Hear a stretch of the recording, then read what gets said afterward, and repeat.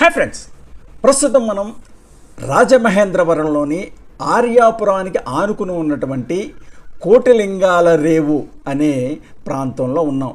ఇక్కడ అఖండ గోదావరి మనకి దృశ్యం కనపడుతుంది. ముఖ్యంగా మీకు ముందొక విన్నపం, నేను ఈ వీడియో గోదావరి మీద ప్రత్యేకంగా ఒక వీడియో తయారు చేయడానికి సుమారు 1 సంవత్సరం పాటు వివిధ ప్రాంతాల్లో, వివిధ లొకేషన్స్లో, వివిధ సందర్భాల్లో, వివిధ కాలాల్లో తీయటం జరిగింది. అది మీరు ఆ నీరుని గమనించినట్లయితే మీకు తెలుస్తుంది. గోదావరి నీటిని గమనిస్తే ఇప్పుడు చూడండి, మరి బ్లూ కలర్లో ఉంది. కొన్నిసార్లు కొన్ని ఎపిసోడ్స్లో కొన్ని షార్ట్స్లో కలరు ఎర్ర రంగు ఉంటుంది, అంటే వర్షాకాలంలో తీసిందనమాట. బ్లూ కలర్లో ఉంది, మిగిలిన కాలంలో తీసింది. ఇదే కోటిలింగాల రేవులోని ఉమా కోటిలింగేశ్వర స్వామి మరి సీతారామ స్వామి వారి దేవస్థానం. ఇదిగో ఇక్కడ మనకి రైట్ సైడ్ని చిత్రాంగి ప్యాలెస్ అని కనపడుతుంది.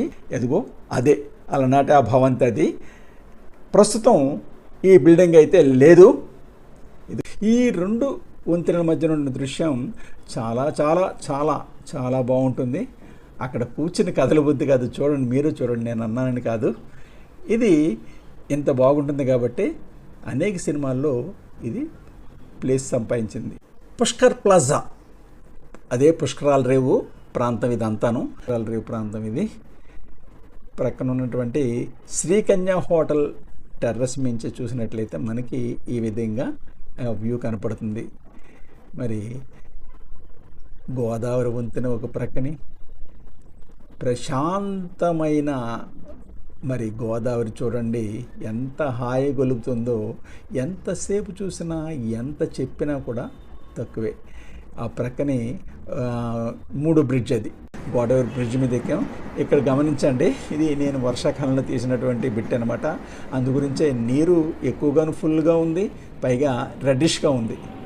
నేను మీకు చెప్పినట్టుగా విభిన్న కాలాల్లో దీన్ని నేను షూట్ చేయడం జరిగింది. ఎంత బాగుందో చూడండి. రైలు రాజమండ్రి దగ్గరికి వచ్చేస్తున్నాం మనం. దూరంగా అదిగో అది పుష్కరాల రేవు. ఈ 3వ బ్రిడ్జ్ మీరు చూస్తుంటే మనకి పుష్కరాల రేవు చాలా ప్రక్కనే కనపడుతుంది. మధ్యలో 2 బ్రిడ్జి కండెమ్డ్ అయిపోయింది. అది పుష్కరాల రేవు. భవానీలో స్నానం చేస్తున్నారు.